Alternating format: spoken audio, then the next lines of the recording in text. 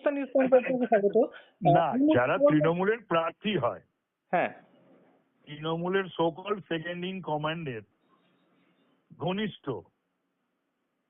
মমতা ব্যানার্জির আশীর্বাদ ধন্য, তো সেই জাহাঙ্গীরদের পালাতে হয় কেন, আর নেপাল সীমান্ত থেকে অ্যারেস্টই বা হতে হয় কেন? তাহলে কি পালিয়ে যাচ্ছিল দেশ ছেড়ে? আবার কি আবার কি অভিষেক ব্যানার্জি খুবই ঘনিষ্ঠ ছিল, মানে তাকে দিয়ে ডায়মন্ড। আরে অভিষেকে নির্বাচন করতো, ওইখান থেকে নির্বাচনে যে অভিষেক 1,68,000 লিড পেত, এবার সেই জাহাঙ্গীর 5,000 ক্রস করেনি।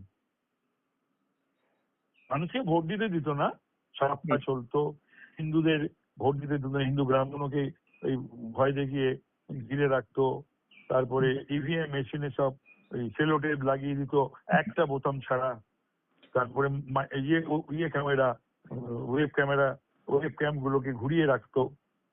তারপর এ তো সাংঘাতিক ঘটনা, মানে সাম্প্রতিককালে যে সাংঘাতিক তো বটেই, এটা সাংঘাতিক দল তো, সেই জন্যই তো এই দল যত তাড়াতাড়ি উঠে যায় তত মানুষের মঙ্গল, পশ্চিমবাংলার মঙ্গল। তপসবাবু, সাম্প্রতিককালে যদি আমরা দেখি, জাহাঙ্গীর খান যে অ্যারেস্ট হলো দুদিন আগে, এনআইএর হাতে, অর্থাৎ দেশ বিরোধী কাজ করলে এনআইএ আসে। একজন বিধায়ক, প্রাক্তন বিধায়ক, মানে দেশ বিরোধী দলটাই তো দেশ বিরোধী কাজকর্ম করিয়ে এসছে। শৌকত, শেখ শাহজাহান, জাহাঙ্গীরদের এত গুরুত্ব হয়? তাহলে এদের নিয়ে তৃণমূল দলটা চলতো। হ্যাঁ। অসংখ্য ধন্যবাদ তপসবাবু, হিন্দুস্তান নিউজ পয়েন্টকে সময়